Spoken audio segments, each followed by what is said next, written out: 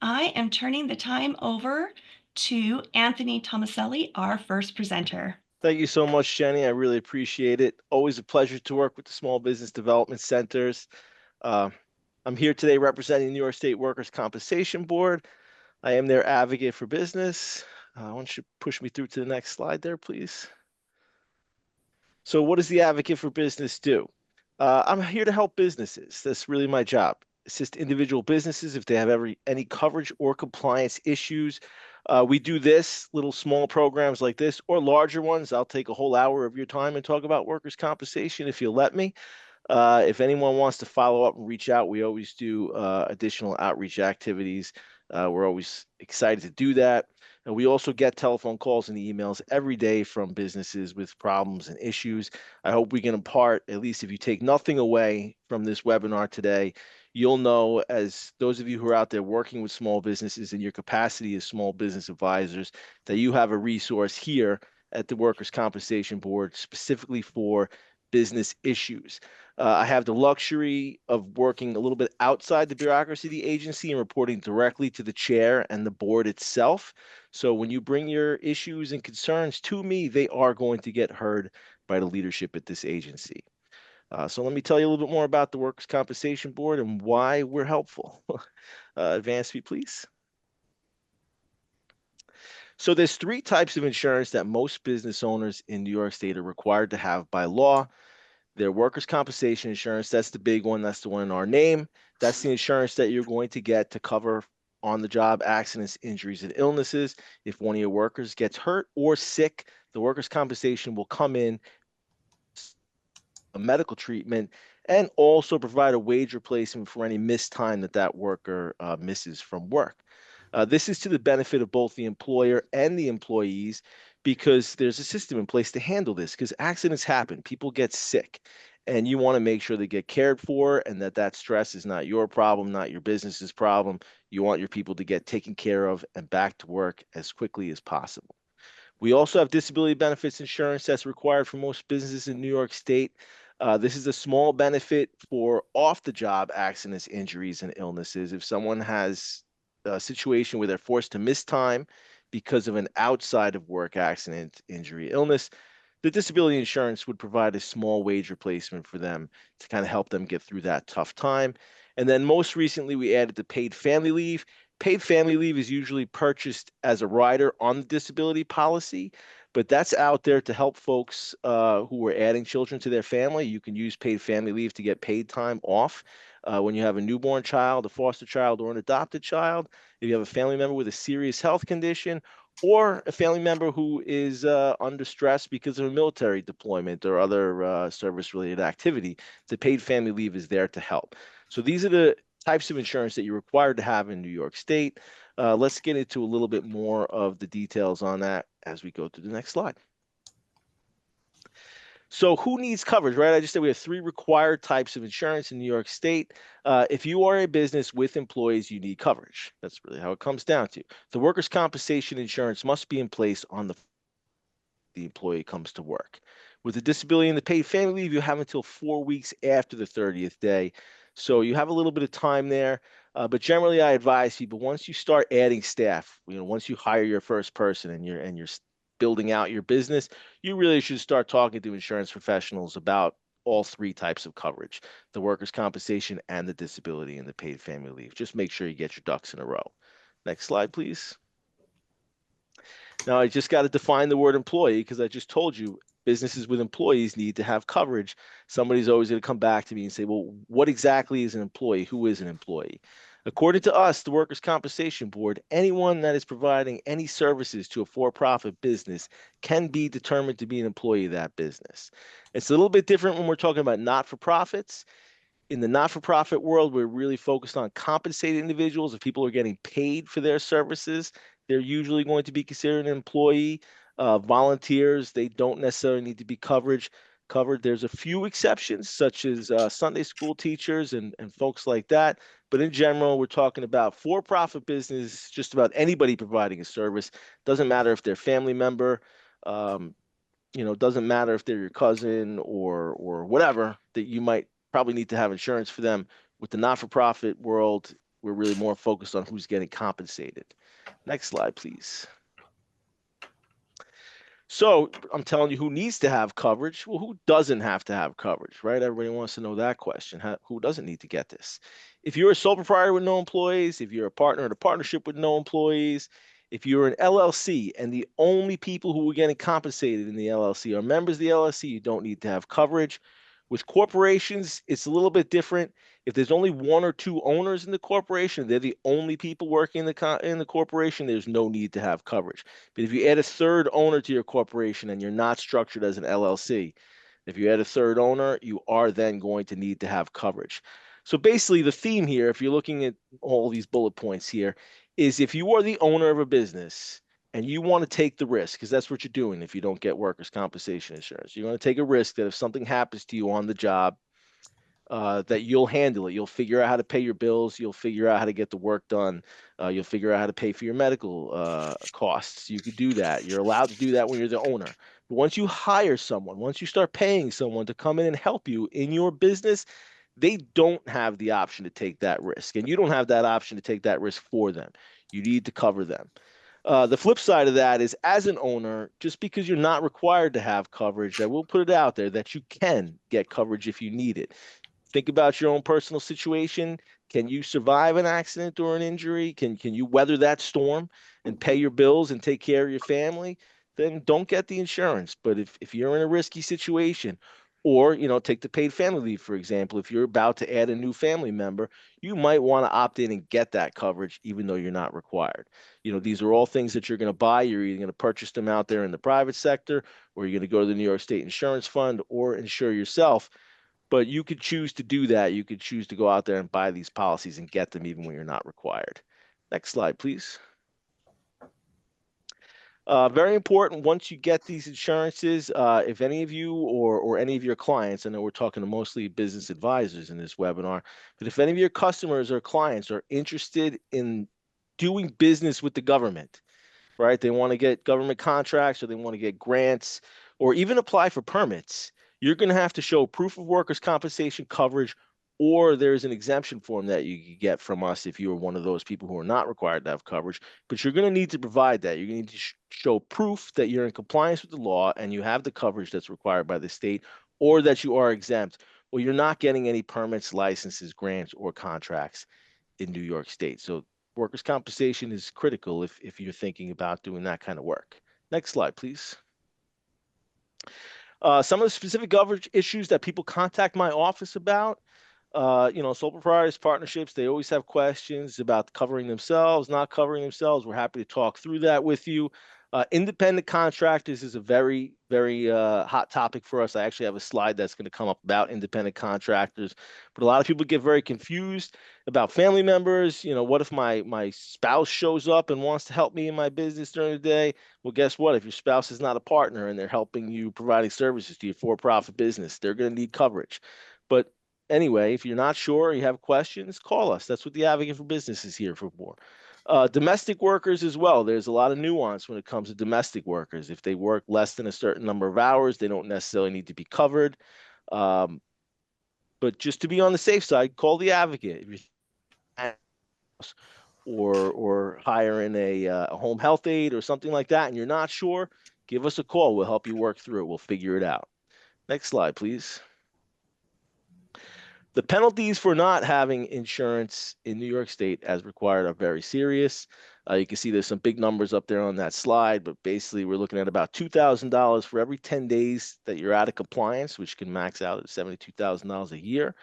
If you have fewer than 5 employees, you don't cover them, it's a misdemeanor. If you have more than 5 employees and you're not covering them with the workers' compensation insurance, that's a felony. That's pretty serious business. And any penalty for workers' compensation or for not having the disability insurance, that's going to put you on something called the debarment list in New York State, which means, again, just so I mentioned, you need to show proof of coverage to get contracts, permits, grants. If you wind up on this debarment list because you got a penalty, you're not going to be able to get contracts, grants, permits. That debarment would be, if you're in that misdemeanor category under 5 employees, you're looking at a 1-year debarment. If you have more than 5 employees and you get a non-compliance penalty for the Workers' Compensation Board, you could be looking at 5 years on that debarment list. It is not a place to be. Stay away from the debarment list. We also issue stop work orders for businesses that are non-compliant. And there can also be a fine just for misclassifying, right? As you go through this process of getting workers' compensation insurance, you're going to have to tell the insurance carrier what kind of work your workers do, and that's the classification. So if you get caught lying and saying that your workers are doing less dangerous work than they're really doing because of premium and you get caught, the penalty will be the same as if you had no insurance at all. So don't do that. Be honest with your insurance professionals and make sure you're squared away. Next slide, please. Anybody who does get a penalty, please contact us. Don't just sit on it. Sometimes, mistakes happen, right? Sometimes a sole proprietor might report wages to themselves, and we might mistakenly believe that you have an employee. We always send an inquiry letter first. The board never gives anybody a penalty right away. We always send an inquiry letter first. They ask you for more details. But if you don't respond to that inquiry letter, you're going to get a penalty. But if you get that penalty and you're concerned about it, you have a question about it, call us. Let us work with you on it.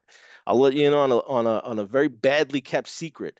The Workers' Compensation Board settles all the penalties, right? Because we're not in the business of penalizing small businesses. We're in the business of trying to drive businesses into protecting their workers and complying with the law. So if you have a penalty and then you go out and you get the correct insurance and you're in compliance with law and you come and tell us, we will do reductions on that penalty, pretty significant reductions. So please, if you do get a penalty letter, or if you have any friends who get a penalty letter, or clients or customers or anybody, don't sit on it. Tell them to contact us. Contact the advocate. Let us help you. Next slide, please. So just a quick overview of things that employers need to know when it comes to workers' compensation. They got to have it. They got to go out and get it themselves. No one's going to bring it to you. You have to go out there and get the insurance. You are going to be required to display a poster so that all your workers know that you have the insurance. If an accident or injury does happen, we could talk about that for days, but just important to know, file claims timely, be responsive to your insurance carriers, be a good customer, and take care of your workers when the claims happen. The results are going to benefit you. You cannot discriminate against employees for filing a claim, right? Everybody in New York State has the right to do that, whether they're documented, undocumented. Anybody who goes to work to make a living in New York State and an accident or injury happens to them, they are allowed to file a claim. You cannot discriminate against them for that. Very good, very important to remember that. Next slide, please. So keeping premiums low, I get a lot of questions about that. And again, we're happy to talk more about this in a follow-up, but you can shop around. The insurance fund's going to come in. He's not going to want you to shop around, but you can shop around. There are options out there when it comes to getting insurance. With subcontractors, independent contractors, there's a whole lot of nuance to know there. If you're a general contractor working with subcontractors, or you're working with independent contractors and you're not necessarily sure how independent they are, please call us. I'd love to talk to you in more detail about those things. Classification codes, I mentioned that earlier. Make sure your codes are correct, that your insurance carrier knows exactly what your workers are doing so that you're insured for the right type of work. And then safety. I can also spend a significant amount of time just talking about safety. If you create a safe workplace and you don't have any accidents or injuries, that's definitely going to help you keep your premiums down. And then also getting injured workers back to work, return to work programs. I love talking about return to work programs. A lot of people don't realize how important this is, but you have good people, you invest time and energy in your staff, help them come back, figure out ways to do light duty, whatever you could do, part-time hours, anything that you do to not let them stay home and languish in that the unhappiness of being home and unproductive and injured and recovering.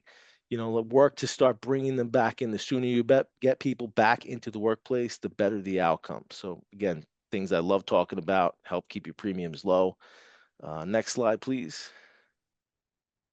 Oh, most important slide in my whole presentation. The Office of the Advocate for Business, that's our telephone number, that's our email.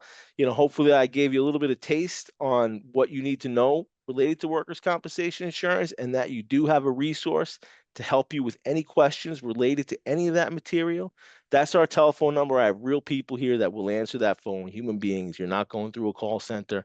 We're going to hear from you. We're going to take care of you. Same thing with that email address. If you send an email to advocatebusiness@wcb.ny.gov, you're going to get a response within the same day. If not the same day, the next day, but will get a response. I have my own page on the Workers' Compensation Board website. If you want to check it out, that's wcb.my.gov/AFB. And again, just happy for the opportunity to be here. Thank you so much, Jenny, and the Small Business Development Center. And look forward to hearing from my other fellow presenters.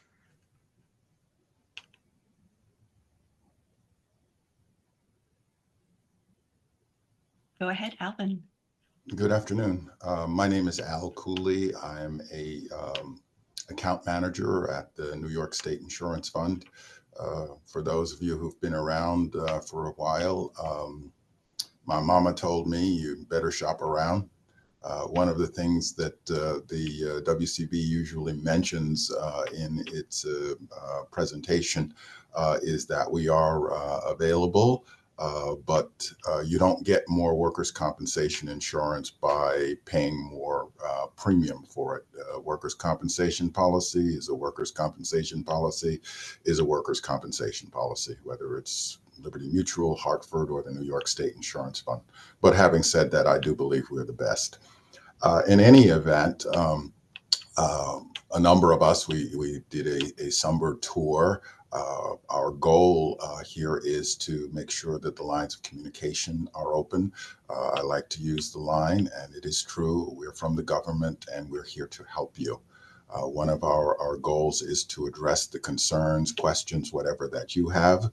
I'm going to go through some of our slides fairly quickly.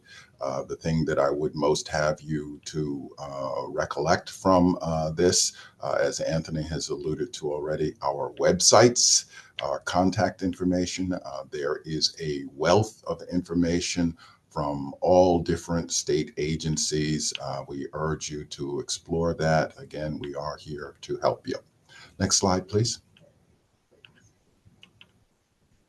So a very little bit about the State Insurance Fund, and I always begin with not who is NYSIF, but what we are not. We are not the Workers' Compensation Board. We don't hear the cases. We are governed, as all workers' compensation insurance carriers are, by decisions made by the administrative judges at the Workers' Compensation Board. We are not the New York Compensation Insurance Rating Board, NYCIRB as I refer to it. They are the ones who crunch the numbers and promulgate the rates. We are not DFS, which is the Department of Financial Services, if I remember correctly, who approve the rates that are in effect in New York. We are a fully self-supporting agency. We do not get taxpayer money. Essentially, we are an insurance company that happens to be a state agency, or a state agency that happens to be an insurance company, depending upon how you look at it. We're celebrating our 110th year. Yes, we began at the same time as the Workers' Compensation Law did, July 1st, 1914. And we exist because the Workers' Compensation Law says that we have to exist. And if any of you ever have difficulty sleeping, you can go to any number of websites and pull up the Workers' Compensation Law, and you'll see that we do everything according to the law. We literally insure everything from agriculture to zoology.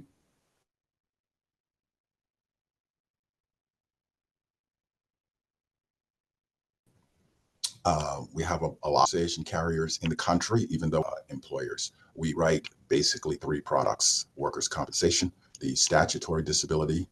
We do have an enhanced disability program as well. And of course, the newer paid family leave program. Next slide, please. And next.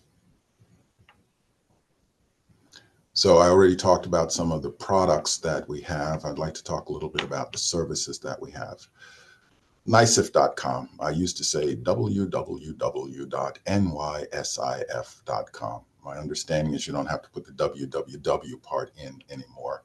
But I do encourage, again, everyone to go to our website. We have come into the 20th century. Yes, I know it's the 21st century with our technology. And like so many other organizations, a great many things are available to you online. We encourage all of our policyholders to establish an online account so that they can access their information at their own convenience. One of the great things for any of you who are contractors or who work with contractors is we do have a online certificate system where you can verify certificates that someone gives you. You can create certificates yourself 24/7, 365, as long as the system is up. So that is certainly something that we all encourage you to do. Go online, look at all the stuff that we have up there. Next slide, please. So I already mentioned the certificates of insurance. Anthony mentioned the aspect of subcontractors. There is a lot of confusion out there about who is a subcontractor. Just because you give someone a 1099 does not mean in a meeting that they are a subcontractor as far as the workers' compensation law is concerned. So that is something that is very, very, very important, that if you are paying someone else to do work, that either they have coverage or that you know you're going to be charged, Section 56 of the workers' compensation law, for those uninsured subcontractors. They call it workers' compensation for a reason, and Anthony touched on that in part, that all of this is designed, well, most of it is designed to make sure that workers are taken care of, that they receive the medical treatment that they need, that there's some wage replacement. And I said most of it because the benefit to the employer is that the, generally speaking, sole recourse of an injured employee arising out of the course of employment is the workers' compensation policy. Also, not to go too far in the weeds about insurance, but we will defend. So if someone brings a workers' compensation claim against you, we will defend if there's question as to the legitimacy of it. And then if the workers' compensation board says, pay the man, pay the lady, we will pay. There is a section that is on the Workers' Compensation Board employer coverage search. Again, any contractor, anyone dealing with contractors, urge you to utilize it. If you go on the site, you can find out if somebody has insurance and who the carrier is and all of that sort of good stuff. As a personal aside, anytime I have work done on my house, for example, I go on the site and see if there's insurance. Just because somebody has on the side of their truck licensed and insured doesn't necessarily mean that they are licensed and insured. Next slide, please. As I said, we will insure everything, agriculture to zoology.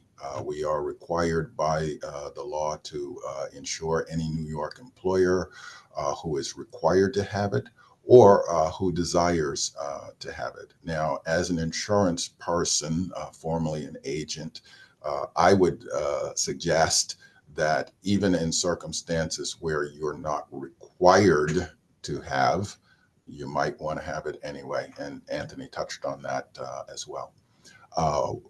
Your premium is basically a function of a rate, which is based on your class code, how hazardous whatever it is that you do might be, applied per $100 of payroll. We will verify your payrolls at the end of the policy period, either through an actual audit, and we have a couple of different ways of doing it. Pre-COVID, almost everything was on site. We would go to you or your accountant. COVID, we've done a lot of uploading to our secure website. And then there's also an option where we can come into your system and we can provide you with a list of the documents that you would need to complete your audit. Next slide, please. So one of the things that we partner with the Department of Labor and with the Workers' Compensation Board in is safety. The best accident is the one that never happens. We provide, and one of the things we always say, all of our services are at no additional costs. So we have available to our policyholders OSHA training, as do some other agencies. Code Rule 59, if you meet certain requirements, it's a mandatory program. Return to work programs.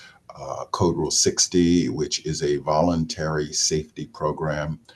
We will offer assistance in identifying what your loss leaders are and make recommendations or suggestions as to how to improve that.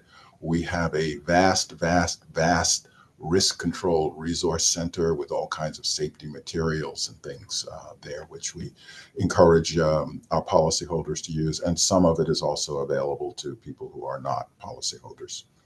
Next slide, please.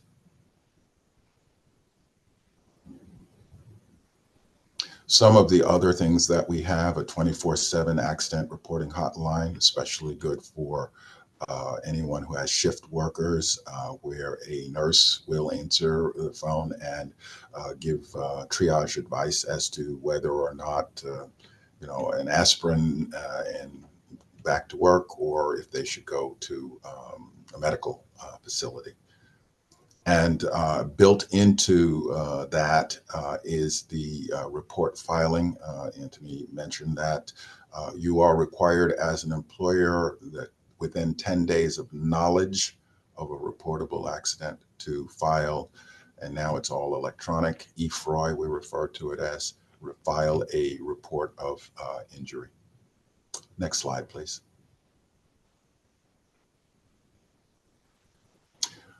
Not only are we trying to be more user-friendly to employers, our policyholders, but also to claimants. Fairly new, we have a claimant application that people can download to their phone if they're a claimant, and they can follow all the information on their claim, including that ever popular question, where's my check? Next slide, please. We have a number of payment options for small businesses. PayGo is one that's linked to if you use a payroll system. There's AutoPay. There are a number of different payment plans, and there's payment plan 12 equal monthly payments for all new businesses. Next slide, please.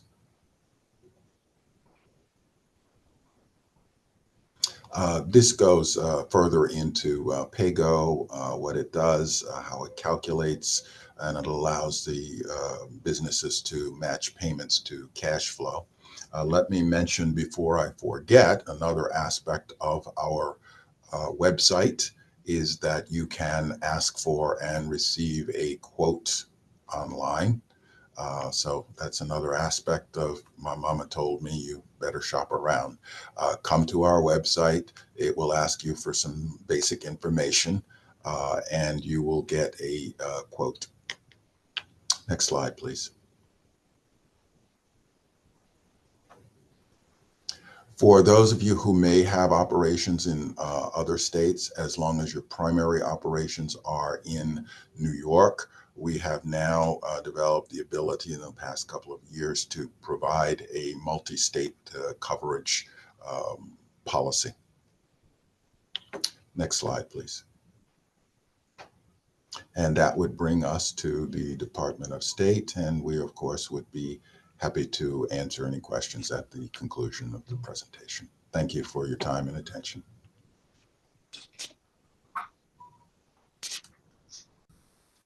All right. My name is Tim, and I'm here with the Department of State. We'll actually be talking about 3 separate divisions that we work with. All 3 of them have great benefits for businesses, both small and large.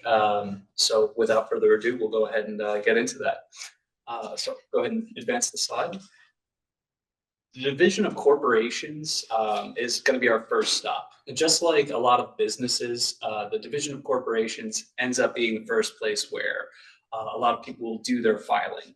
This is where most people are going to be directed to if they're forming a corporation or an LLC, not-for-profit, PLLC, all kinds of different organizations. And this goes for both domestic and foreign corporations. Foreign meaning formed anywhere outside of New York State, not necessarily within the country.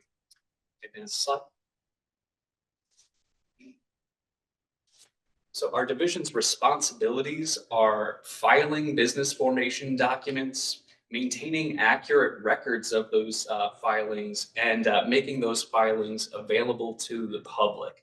We're working to make sure that we get better response times. We're in the midst of a transition from paper filings to electronic filings. Year by year, we're adding additional functionalities to make it so that you have less of a wait time from when you think, I'm going to start my corporation or LLC today. I need to get my paperwork in. Less wait time from that decision point to the point where you get confirmation that you are set up, you are registered with New York State. We'll go ahead and advance the slide. In addition to corporations and state records, New York State Division of Corporations actually also acts as a recipient for summonses for New York State corporations and LLCs. So if a suit does arise and it is directed at your business entity, New York State will be the recipient of that information and pass that along to you so that you are well informed of any kind of case that's going to happen for you. Go ahead and advance. A quick word on business formation. Our offices are not staffed with lawyers, so unfortunately we can't provide legal guidance as to what LLC or corporation entity type you should select. The difference between S and C Corp is also something that's outside of our area of advice. We can tell you if you know you want to be an LLC, we can tell you what forms you'll need to file, or if you want to be a corporation, what documents that you're going to need to form that. But we can't give you legal guidance on that. Another note for business formation is that once you are registered, there is no undoing that registry. So you want to be a perfectionist when you're setting up your business documents. You want to make sure, double and triple check that the name is what you want, that the address and all the information is as correct as you can possibly get it, so that you don't have to spend extra time or money forming an entirely new organization because of a typo. This information is also available to the public. All corporations and LLCs have registration notices that they send out. If you formed an LLC, you may have had the requirement to actually put a notification in the local paper about that. This is what leads to unsolicited offers. As a publicly registered organization, be that LLC or corporation, you are on the records and people are out there searching for you and they want you to buy whatever it is that they're selling. So be aware that forming this may actually result in more communications than you were expecting. We could advance the slide.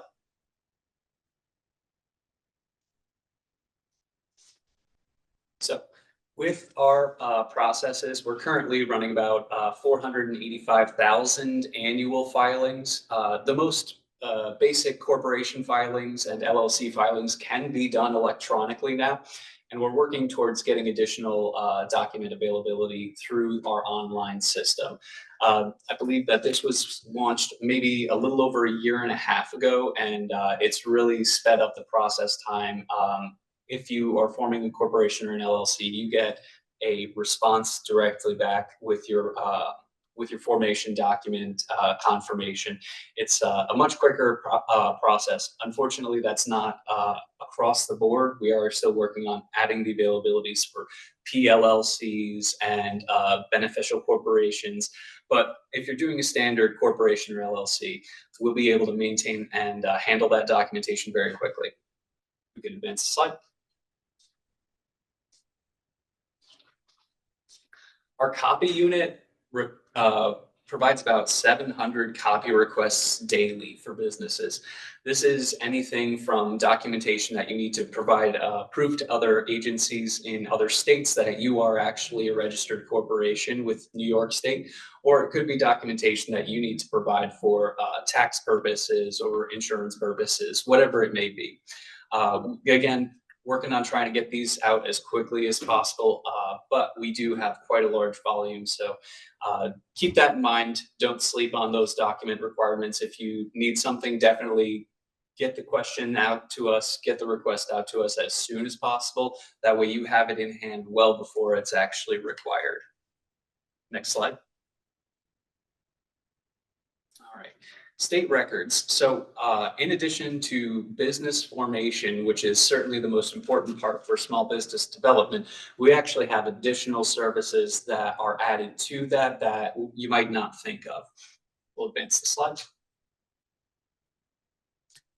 So the Department of State is kind of like a giant filing cabinet for all of New York State. We maintain, in addition to these corporation and LLC records, we maintain records on local laws, oaths of office for different state officials, service and trademarks. So if you have a particular service or a particular trade, you can get that service or trade marked in New York State and recognized. Go ahead and next slide. All right. Now we'll get into licensing services. A lot of times licensing services is really oriented towards individuals, but I want to break down some of the information that we have that shows that there is actually a transfer that can happen. You can get individual experience through one of our licenses and then parlay that into an actual business. So it could be a stepping stone to you forming your own business based on the experience that you've had or that you've gained as a service provider. Next slide. Our mission is to balance the economic opportunity and public safety. So we're doing a little bit of both. We want businesses to get licensed. We want them to try and strike out on their own and do some work for local people. We also want to make sure that they're not harming anyone that they're providing these services to. So we have inspectors that go out and verify that healthy sanitary conditions are maintained at barbershops. We investigate complaints to make sure that if there is an issue, that it is properly adjudicated. We, determine whether or not there is actually a cause for the complaint. And if there is actual legitimate issues, we go about either fining or feeing or suspending licenses. We try to be as amenable as possible, but if somebody is doing the wrong thing, we will make sure that they are not licensed to do that in New York State. Next slide.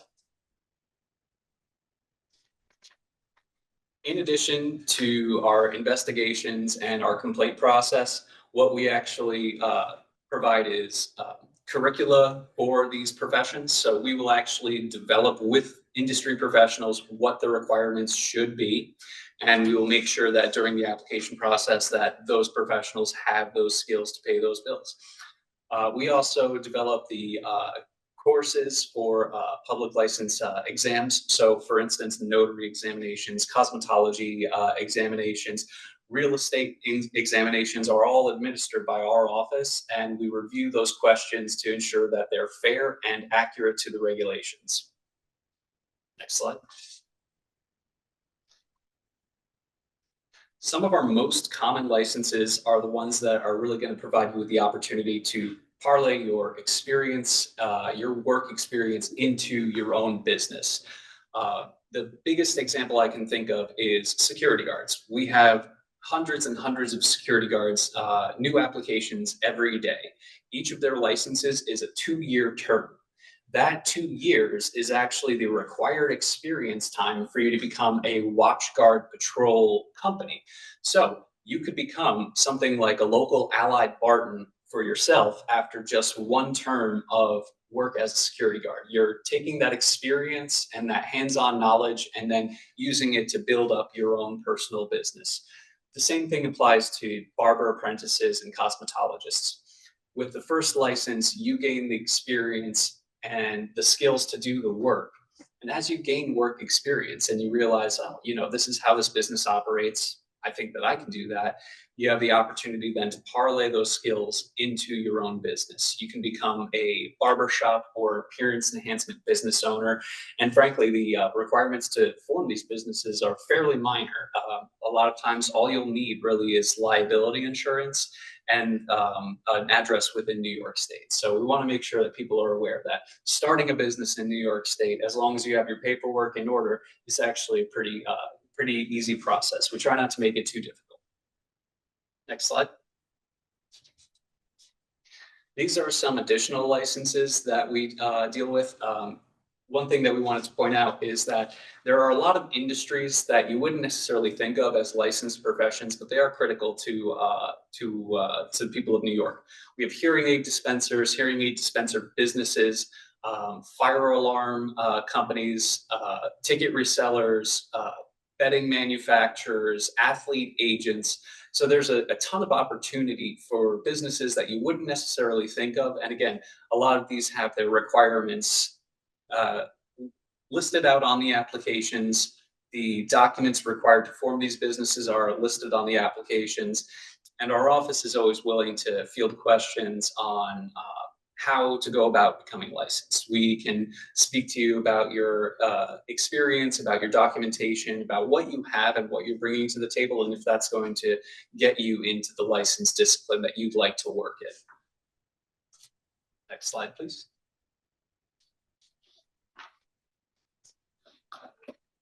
Several of our licenses can actually use experience either gained outside of New York State or in another state, and use that information and that learned experience to start your business or expand your business into New York State. If you're a home inspector, or if you are a barber, or if you are a notary, there are different ways that you can use that lived experience in other states to actually get yourself accredited or licensed in New York State if you want to expand your business. Other states also have reciprocity agreements with New York State. So depending on the license type, if you are already licensed in New York State, you may be able to expand your business into Pennsylvania, Massachusetts, New Jersey, or Vermont with very little other than providing them the proof of your license. Next, please. Some additional services that we provide that are really good for businesses, or really specific to them, are the certification and license histories and apostille requests.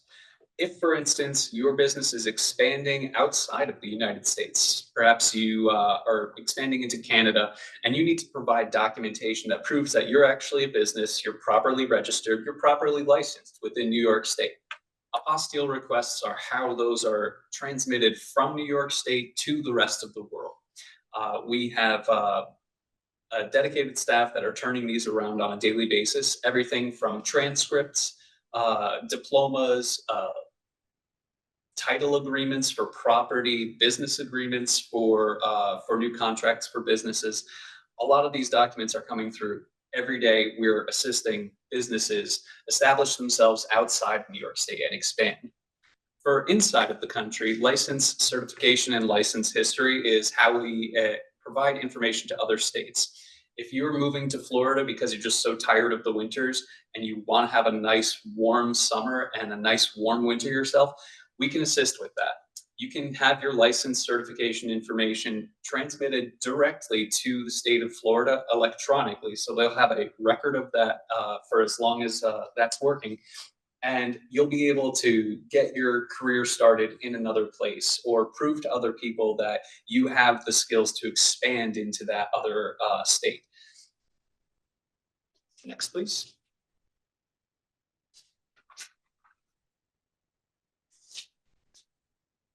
All right, the Division of Consumer Protection. The Division of Consumer Protection's mission is to protect consumers from economic harm. Even though our primary focus is on consumers, we want to point out businesses are consumers too. You buy utilities, you buy supplies, you purchase labor from the people that provide you the services that you need to run your business. So as much as you are a business, you also need to be considered a consumer too, because you rely on the other businesses around you to do the work that you need to do. Next slide. One of the biggest ones that we deal with is the Utility Intervention Unit.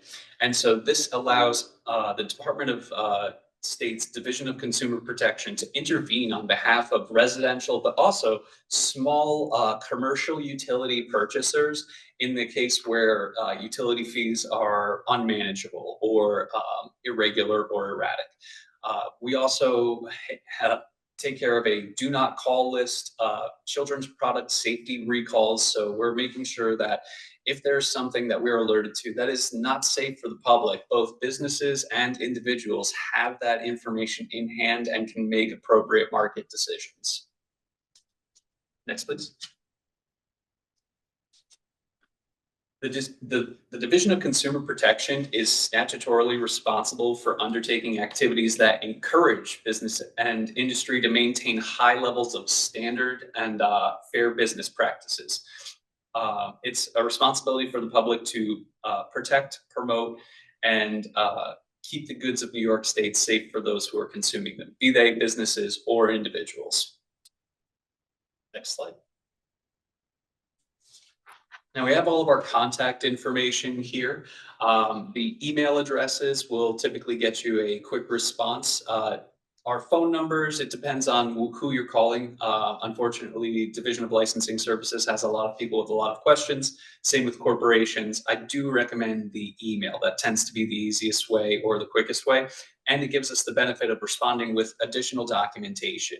If you ask about an application process, we can actually provide you the application, we can provide you the instruction information and any additional forms that may need to be required so that that process of you starting your business or forming your business is easier. So feel free to reach out to us. We are more than happy to guide you on your way or to provide clarification as you go through professional licensing, corporation formation, or if you discover an issue in the consumer marketplace that you think we need to be aware of. So my name is Tim. Again, please feel free to reach out to us anytime. And it's been a pleasure to speak to you today. Perfect.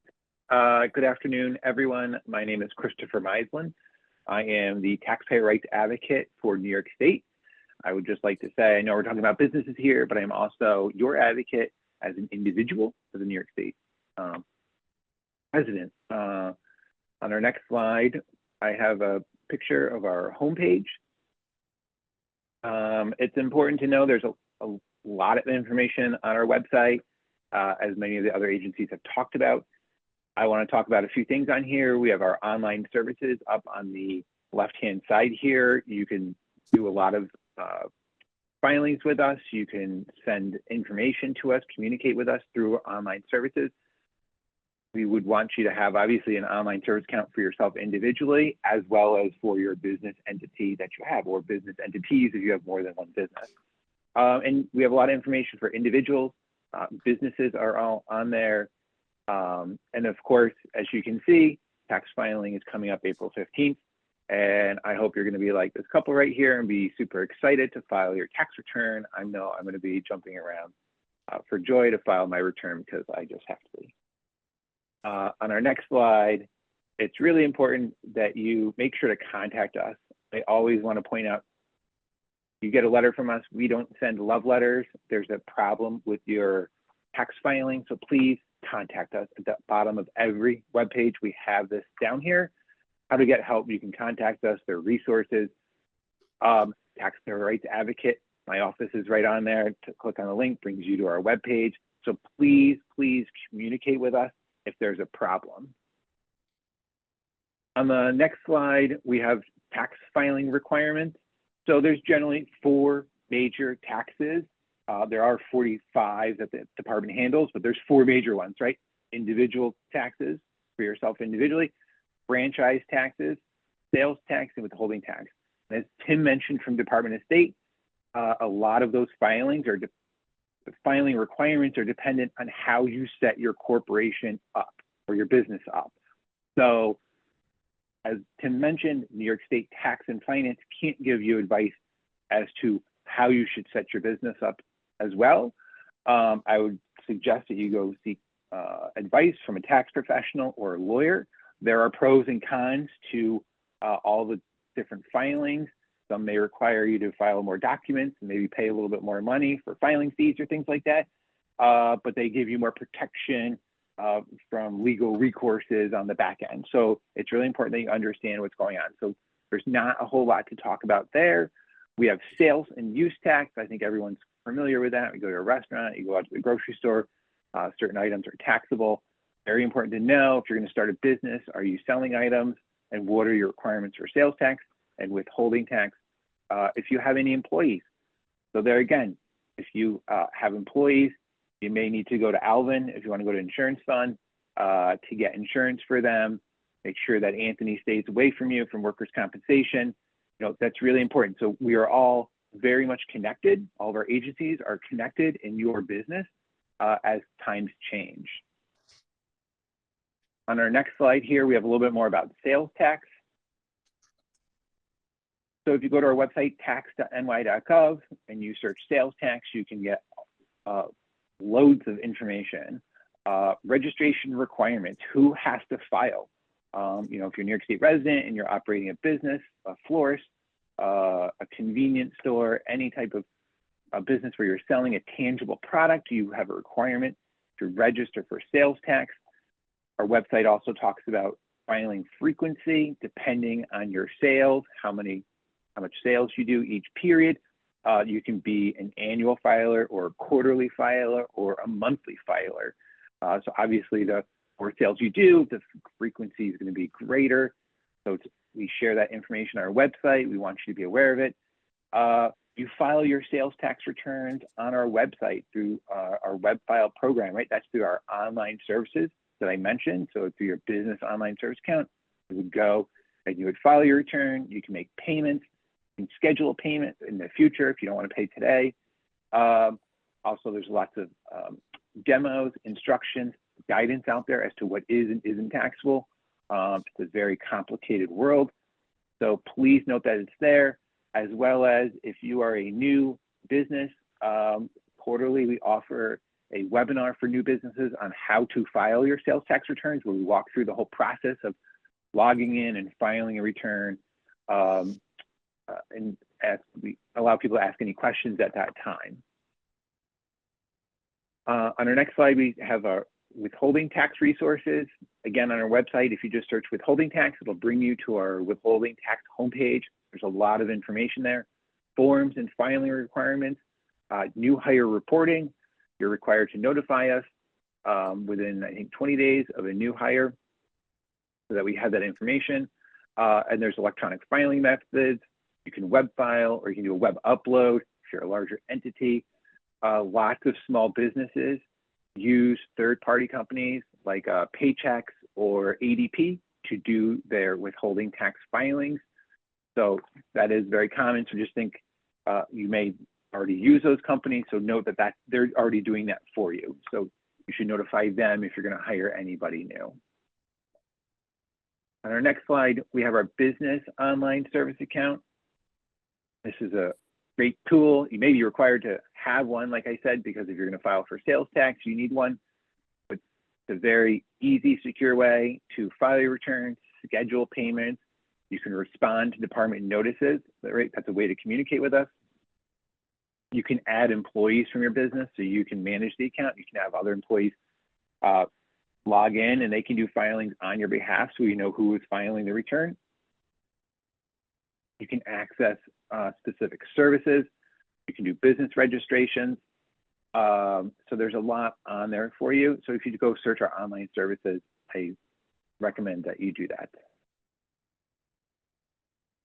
Our next slide here talks about business credits. There are a number of business credits that we offer. We have them noted on our website. If you go and you search business incentives, they talk about them. There's more information about all these. I would also recommend that you go to Empire State Development for more information, because they also have a number of credits, or have the website. Their website shares a lot of their credit information as well. So they could be duplicates of this, but they could have more information. There are lots of benefits out there for small businesses to try to, give the money back to them. Our next slide on here talks about record keeping requirements. I cannot go to an event and not talk about record keeping requirements. It's really important to maintain adequate books and records. For a business, it's really important that you keep pretty much everything, bank account information, canceled checks, your cash register tapes. Every single day you have a register tape, you need to keep that. You are required to keep that in case you get audited. purchase order and other sales records. It's very important that you have them. And you need to keep this information for 3 years. I suggest 7 years, but we can do an audit for 3 years. It's really important that you keep it. So even if you end up closing a business, really important that you keep all of those records for the 3 years or longer. Keep them at your house, keep them in storage somewhere so that you can access them. It's really important that you keep that because we can come back and ask you questions about them. Go to our website and you search record keeping for businesses. You'll get more information as to specifically what those requirements are. And the last slide on here is my favorite slide, kind of like how Anthony's was. It was his favorite slide, is getting help from the advocate, right? So I am the New York State Taxpayer Rights Advocate. You go to our website and you search OTRA, Office of Taxpayer Rights Advocate, bring you to my page. Very easy to get access. You can file a simple form, a DTF 911. You just ask for very simple information. The reason I have this at the end of my presentation is I want you to try to work with the department as much as you can to resolve your matter through normal channels. Only if you're continuing to have an issue, I would recommend that you come to my office. You can mail or fax it, or you can give us a call at 518-530-4357. And that is it for New York State Tax and Finance. Thank you, everyone.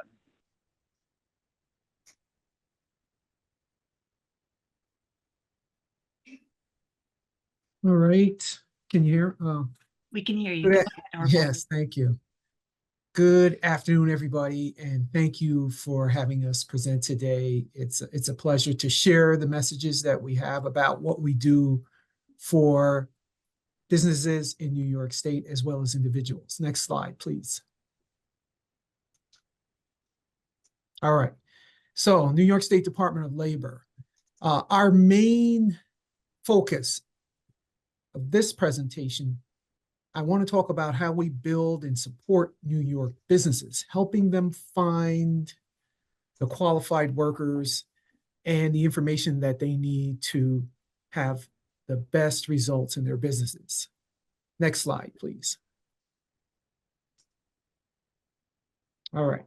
So we all know, as with all the other agencies here, about our bureaucracy. And to the great extent that we have these advocacy offices, we're trying to cut through the bureaucracy for businesses.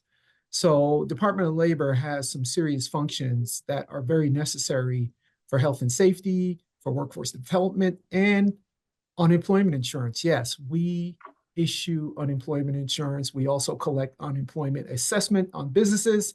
So there's this intricate interplay that's going on all the time between the Department of Labor and businesses. Next slide, please. My office is very unique. It's a very special office. We are all advocates, all the folks that are on this call. And mine is the Business Advocacy and Engagement Office. And it is a small office. Next slide. And our main purpose is to serve as an ombudsman, advocacy, resolution, and training. Assist employers and businesses with any issues that they have with DOL. When I say any issues, I mean any issues. It could be customer service issues, as well as UI, unemployment insurance determinations, as well as investigations for fraud or labor disputes, all of that. My office can help with that if you're stuck. Next slide, please. All right. We do field requests and inquiries. So I'll go back to what I said about my office being small, is that, and I think you heard from Anthony, that we take the phone calls. We don't have an intake form. We have a website that you can go to and you can file a request, but it's not an intake form. Our main avenue for interfacing with businesses is through a phone call or an email. It's very, very personal. And that's how we stay successful and engage with businesses. So a business will call or email us and we directly respond to them. And they get us as their dispute resolution person, and we stay with them through the resolution. Now, if you look at the bottom of the slide, there's the caveat. Okay, so New York State Department of Labor issues various determinations on a lot of things, whether you do owe the back unemployment assessment for your business, or whether we're going to deny you your unemployment claim, or whether we came in and inspected your business and found these violations. My office doesn't necessarily change those. I mean, we can try and help a business do that. We don't necessarily change the decisions, but what we do, the value is we get you through the bureaucracy quicker. And we all know for businesses, time is money. The other important thing we go out and talk about is all the DOL business services. And my colleagues on the phone, Ryan Trevas, is here, and he knows all about that. So we can answer some questions at the end. Next slide, please. All right. Let's see some of those business services we talk about. Most folks do not know that the New York State Department of Labor has these services. Because you're a business operator and you're not going around trolling the New York State Department of Labor website or anybody's website looking for these things, but there are an incredibly amount of free services that the Department of Labor offers.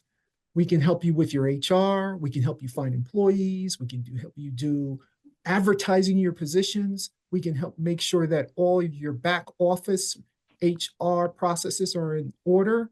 We can do workplace safety consultations, which is different than an audit, right? So we come in, doesn't mean we're automatically auditing your workplace for violations. What happens is, most times people report your workplace, if you're a business, hey, this place is unsafe. That's how mainly we go in. We do spot and unannounced inspections also, but most of the time, if you're not paying your employees correctly, or if your workplace is unsafe, somebody's going to report it, and that brings the Department of Labor in. But you also have some other potential benefits: hiring tax credits for veterans, hard to employ youth, justice involved folks, grants, training funds, all sorts of things. Next slide, please. All right. Here's something that we're really pushing now, is the on-site consultation for businesses. So businesses can call us, we can come in, we can take a look at their entire workplace, and we can figure out if they're doing something that may cause a future problem, whether it could be the setup, it could be you don't have all your postings up, from soup to nuts, and it's free. And it doesn't mean that you're going to be issued a fine on the spot. It just means that we help you avoid that. And that's a free service that we're really trying to get out there. Next. All right. A new business that's come about lately, as we've all heard, is cannabis. And New York State Department of Labor has a cannabis department. We don't sell it. We don't issue the licenses, but we help businesses and entrepreneurs who are interested in the industry. So don't call us asking us for any of the products. Next. All right. Before I conclude, I do want to talk about one other thing that we're getting a lot of inquiry about, and that's the New York State Contractor and Subcontractor Registry. This law went into effect this year, and it means that if you are a contractor and you want to do business with the state, you have to be on this registry. You have to be in good stead on the registry. So with anything new, people have tons of questions about it. And my office can help you answer those questions if you can't get through to our labor standards department. And I'll go back and say, one of the main things we do at my office is we make sure that you get the answers that you are looking for without tremendous amount of strain. So if you can't get through the regular processes, my office will help you on that end. So with that said, here are our contact information for my office. So it's not overly voluminous. It's just a couple of people and a couple of email addresses, but we get it done, and you can see our website address there also. So thank you. Thank you so much, gentlemen. Greatly appreciate this information today, and we will get started on questions. And I know some of these, you have been dropping some text answers in the Q&A box. We may just say them out loud, so you can say the answer out loud for people who watch this on recording, as they may have a similar question. So let's start with some questions that we've had for Anthony, your presentation at the beginning. So we have someone who would like to know more about the distinction between 1099 and W-2 criteria. Sure. So this is a hot topic of conversation when it comes to workers' compensation insurance. And I think this kind of crosses over to some of the other issues with the other agencies as well. It's common, right? Folks want to identify for whatever reasons, whatever narrative is floating around out there in the public sphere, folks are leaning more and more towards using the 1099 form and identifying their people who work for them as independent contractors. That may or may not be appropriate. In the workers' compensation law, the 1099 means absolutely nothing to us. It's just a form number. It's a tax form. We don't really care about it. With the Workers' Compensation Board, and maybe I should have elaborated this a little bit more in my presentation. One of the main roles of the Workers' Compensation Board is adjudicating disputes. In most cases, somebody goes to work, gets hurt on the job, they have an accident, they go to the doctor, tell the doctor it's a workplace injury. They submit the bills to the insurance carrier. The insurance carrier handles it, pays the medical bills, sends the wage replacements, all fine and dandy. But when there's disputes, and there are very often disputes, anybody who's ever worked with health insurance in general knows that sometimes there are disputes. The Workers' Compensation Board ends up adjudicating those disputes. And one of the things that we end up coming in having decided upon is looking at the relationship between the worker and the person that they're working for. And that's what we care about, is what exactly is going on. We don't care about your tax forms. We want to know, how is the work taking place? What's the relationship between the owner of the company or owners of the company and the person doing the work? And if you go to our website, the wcb.ny.gov, and you go to the employer section, we have a whole section where you have questions that a workers' compensation law judge would ask if they were trying to determine if somebody was an independent contractor or not. You can go to the site and look at those questions. I'm going to try to boil this down for you really quick because I've already talked a lot to answering this one question.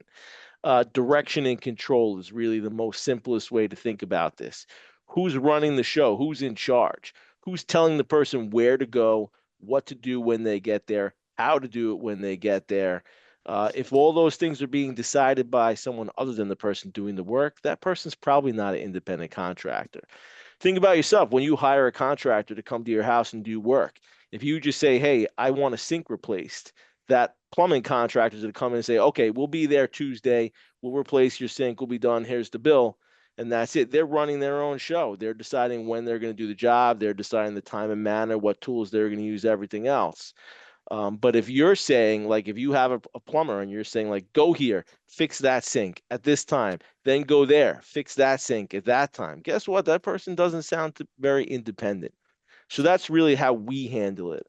I'm not sure if any of my other panelists here want to jump in on it, but we're really going to ask a lot of very specific questions about the relationship between the worker and the suspected employer and find out, is this person really working independently, or is this an actual employee who has just been designated with a 1099 to try to say that they're an independent contractor when they're not actually independent?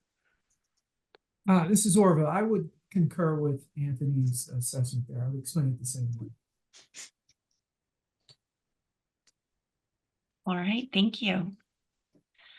Our next question then, so we had a couple of questions on the 1099 W-2, who's considered an employee. So I hope we've answered those. If anybody has a follow-up on that, please drop it in the Q&A box.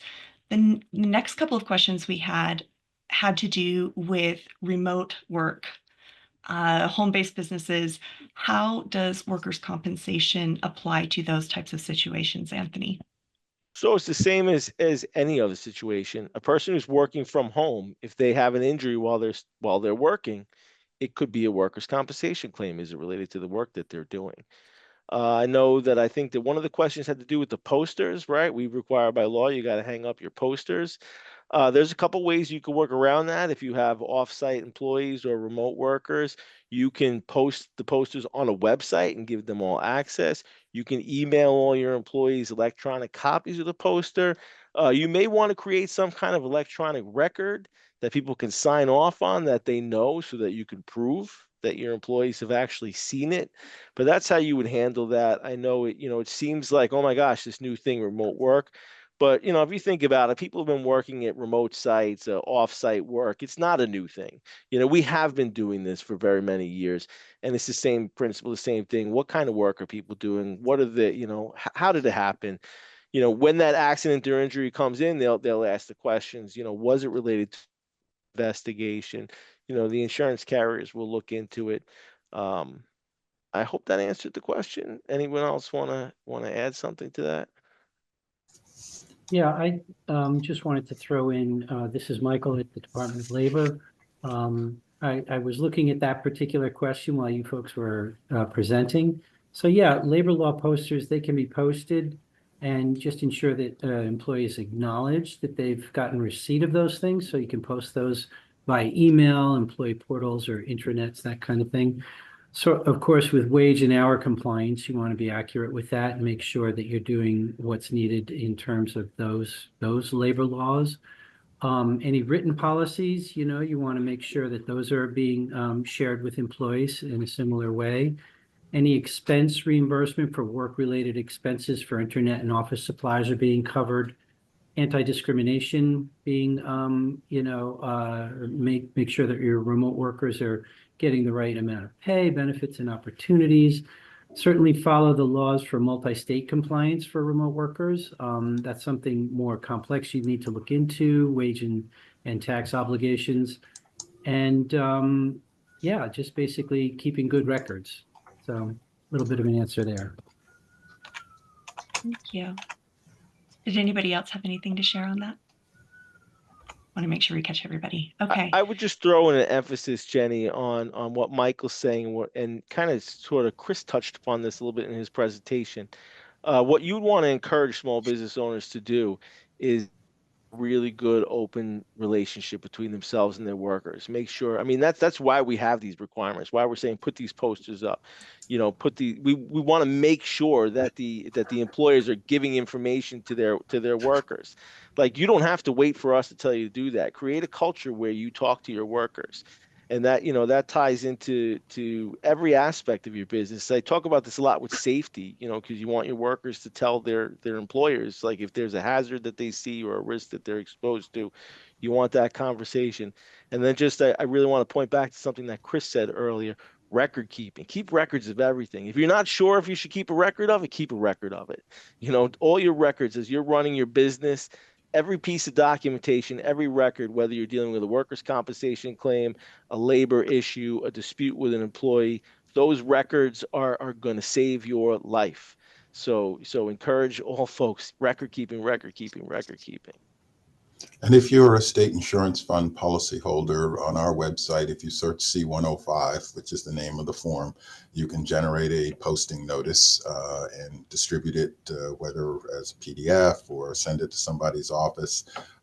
We try to make it as easy as possible for you to access any kind of records or things that you might have a need for. The requirement is, of course, that it be posted in a conspicuous place. So when you're talking about someone working remotely, it's not going to be in the office break room or something like that. So it doesn't hurt to generate that and send it to them, and make sure that you have records that you have provided all of the things you're supposed to. Thank you. And that is a question that we had with the offsite workers, ensuring that they see it. So I appreciate that suggestion, Alvin. Thank you. Okay. So when you go in to do a precautionary audit to help someone figure out potential problems, are you required then to come back and make sure they fix the issues? This person said sometimes they feel some companies may think that they get put on a red flag list to be audited later on. What happens to the information collected on the business, and does it go into some sort of findings somewhere? I think this one's directed at you. Yeah, go ahead. Yeah. Go ahead. Yeah. So no, it doesn't mean you're automatically on the list. But I think it's what Anthony and Chris alluded to, is you've just opened up a line of communication with the Department of Labor, who is there to help you. It's more important for us to make sure that your business succeed, but we're also responsible for safety. So that's why we're there.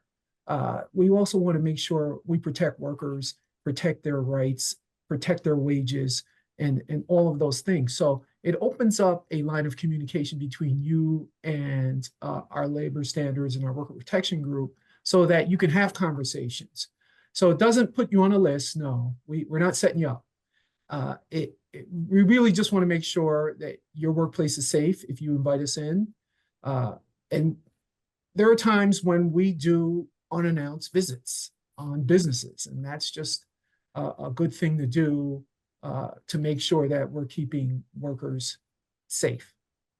I hope I answered that question.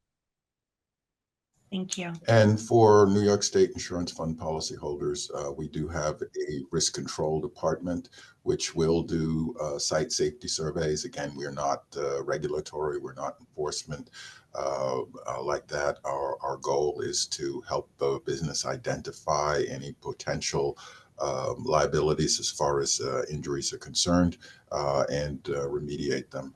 At the end of the day, you want all of your employees to go home in at least as good shape as they came in that day. That works for you as the employer, and that works for them and their families as the employee. So that's, you know, all of our mutual goals from all of these organizations here to prevent injuries from occurring. Thank you. And as a follow-up, we talked about the workers' compensation poster. We had a question also about complying and communicating labor laws in that remote virtual type situation. So if we can have the Department of Labor folks chime in on that, please. It's the same. For remote work, New York State says you can send those electronically to the employees. The best thing to do is the record keeping, make sure that as an employer, you kept a receipt that you sent it to the employers, whether there's a sign off or not. So it's permissible to do it electronically. Thank you. And I can just add that all those forms, the required forms that you need, are posted on the Department of Labor website. You can get them from us at no cost. Thank you. Okay, so really quickly, we have a couple more questions about that independent contractor situation. So workers' compensation, can you clarify again, Anthony, must be carried by the business or the worker themselves if they're in that independent contractor situation? So the employer would generally get coverage. If you're an independent contractor and you're a sole proprietor, you're still an employer, you're still a business, and you're going to go out and get the coverage there. You know, if you're an independent contractor and you're you're a sole proprietor, you work for yourself, you're probably going to be exempt from needing coverage if you're a true independent contractor. You know, again, it's going to come down to, you know, when we're talking about independent contractors, we're talking about contractors who are operating, you know, without the direction and control of the person who is contracting with them. They're not necessarily a one-man show. They could have employees of their own, in which case they are going to need to have coverage. You know, and that's one of the other areas of nuance that I want to go into, particularly with general contractors in the construction trades. A subcontractor on a construction contract, a general contractor is going to be liable for any uninsured subcontractors, any of their workers. That's the law in New York State. Again, something else, if you're a general contractor, I don't want to take up all your time, but that's something you probably want to contact my office directly about to get into a little more of the detail. And you could be taking on a risk, especially if you're contracting with other workers. You need to know. And Alvin mentioned we do have the website you can go to our website and does my employer have coverage? You can look up and see if a business actually has coverage. But some businesses are not necessarily going to be on there because they're going to try to say, I'm a sole proprietor, I have no employees, I don't necessarily have coverage. But if they go out there and they hire somebody off the books and then they come to work for you on a subcontract, and then that worker gets hurt, you as the GC could be liable to that. And we will investigate and we will find out about these things. And that's really an important thing to put out there. And this kind of ties a little bit into the question, like people are worried about the, if I have the OSHA, the on-site consultation come in, am I going to get on a list? That's not generally how people get on lists. We're not looking at those lists to try to get people. How we end up getting people in the most cases is somebody's calling and fingering you and pointing you out. And in our cases, in workers' compensation, it ends up being that person when they're in the emergency room. Like, yeah, they said, sure, I'll be a 1099, I'll be an independent contractor.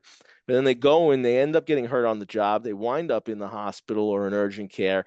They're getting treated and they're looking at a possible bill. And all of a sudden, wait a minute, I'm not an independent contractor. I was working for that guy over there. And then, they're going to, they're going to send a report to us and we're going to go investigate and find out. So you probably know many people who are out there getting away with this, 1099ing their employees and not covering them with workers' compensation insurance.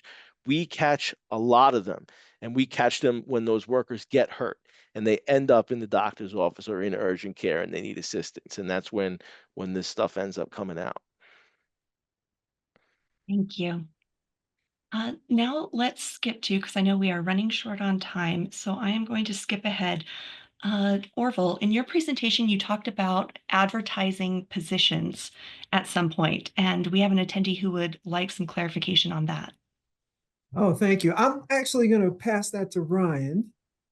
Yeah, because he- sure. Yep, absolutely, Orville. So as far as advertising, there are a number of different ways you can advertise your jobs with the Department of Labor. The most easiest is if you have an opening for a position. We have a website called the New York State Job Bank. You can post any jobs. As long as they're not commission-only jobs and they meet minimum wage requirements, you can post any jobs on the New York State Department of Labor's New York State Job Bank website. You can do that. Staff in the local office of where your business is can do that for you. We have a portal called the New York State Virtual Career Center for Businesses. It's a self-service portal, and you can manage and essentially manage and communicate with the candidates throughout the entire hiring process. It's an AI. It uses a lot of AI. We contracted with a company called Eightfold AI out of New York City to help merge our systems together. And the last way you can post your jobs, which a lot of large businesses do this, that use applicant tracking systems, is you can actually automatically index your jobs to the website, to our New York State Job Bank website. So as long as you're regularly posting opportunities in your ATS, the New York State Job Bank will automatically scrape those jobs from your corporate ATS right into our job bank at no cost. So that's one way. I know we're kind of running short on time. The other way is if you're having trouble filling a job, we can do what's called an email blast, where if you have like a flyer about your company and all the wonderful benefits and wages that you provide to employees, we can specifically target candidates in our internal database that are active, and we can share that information directly to those candidates to try and generate people to apply for your specific positions. I just want, Fantastic. Yes, please.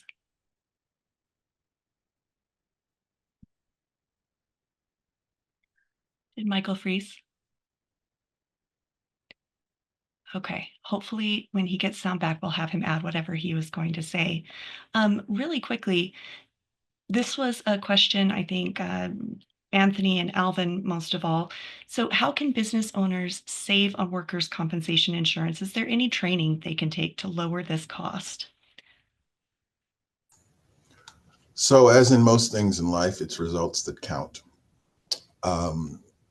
There are programs, like I said, the Code Rule 60, which is an incentive program. I refer to the cost of nothing. If you go away for 6 months to the south of France, you come back, you have an electric bill just because you had service there. You're going to have a workers' compensation bill regardless. We'd like for it to be as low as possible. Reason being, if you're not having any claims, we're not paying any claims. So whatever it is that we collect in terms of premium, we get to keep. And if you think about it, all of your insurance companies operate the same way. The best way to keep your costs down is by not having claims. And DOL. a number of people have spoken already about providing services to help you not have claims. Anthony. I was just going to point out that the Department of Labor is actually the home of a program called the Workplace Safety and Loss Prevention Incentive Program, or Code Rule 60. Okay, so if you go to the Department of Labor, they have a whole list of like certified OSHA trained specialists who come out, and there's 3 types of programs that you, sorry, I'm talking for the Department of Labor. That's here. all right, man. Checks in the mail. Checks in the mail. But there's 3 types of programs that they can put in place. There a safety plan, a return to work plan, and a substance abuse prevention plan. And if you do one or all 3, you can get a certain amount of discount on your workers' compensation premium. I shot that link in the chat to you, Jenny. I don't know if you want to blast that out to the Yes, to the I whole will do people that. there, the whole audience, that a link to go directly to the Code Rule 60 page. But I'd love to see more people choosing to do it, because, you know, I hear all the time people, how do I make my premiums lower? And then I go over and I say, Department of Labor, how many people sign up for Code Rule 60? You know, so let's get over there, sign up, to take advantage of the program. Yeah. And as so often has been said, NYSIF for its policyholders, we provide consultation services for no additional cost. Department of Labor, NYSIF, there are independents out there who will charge fees. It would be up to you as a business how you want to proceed, what works best for your business. For me, free. Thank you. All right. Let's see. We had Michael. Oh, wait. Yeah, we had Michael back for a minute. I'm here. Yes, you froze up and we didn't get to I hear don't what know you were what happened saying. there. Yeah. So what were you saying?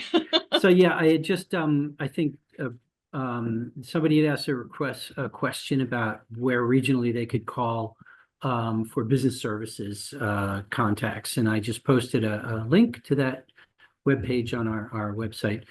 Ryan, you might have like a printout or some sort of document you could share with the group, or we can send that later on to you, Jenny, and you can pass that on to your group who attended this event. Also, I think there was a question about SEEP Yes. that folks had. I don't know if we still have time to go into that. Let's go ahead and answer it, and then we'll have that be our last question of the day. Okay, basically, it was a question about for SEEP verification, what are the steps you need to take to verify that? And basically getting an instructor's signature, getting certificates for any online classes, and then cross-checking those attendance details with the course itself. And then you submit that through the NYSDL, New York State Department of Labor online account. That's basically it. Again, if anybody has any further questions after this, please just reach right out to any of us. I think we're all very, very open to hearing your questions and helping you to answer them. And thank you. Wonderful. So you will receive a link to this recording as well as a PDF copy of the slides. So all of the things that were in the slides that you can click on and go to those items. And then, gentlemen, if there are any links that you want to share, if you will send them to me, I will put those in that follow-up email as well, so that we can send those out to everyone who was able to attend today and then who could not attend live, and they can have those links too. All right. Thank you so much, Christopher, Anthony, Orville, Alvin, Timothy, Ryan, and Michael. It was fantastic to have you with us today, and I'm so glad that we were able to host this event and bring you all together to give this information out to people who really need it. And so we will wrap up and wish you all a fantastic day. Thank you. Thank you, Jenny. Thank you, Excellent everybody. job. Jenny. Everyone. Excellent job facilitating. Thank you. Bye-bye.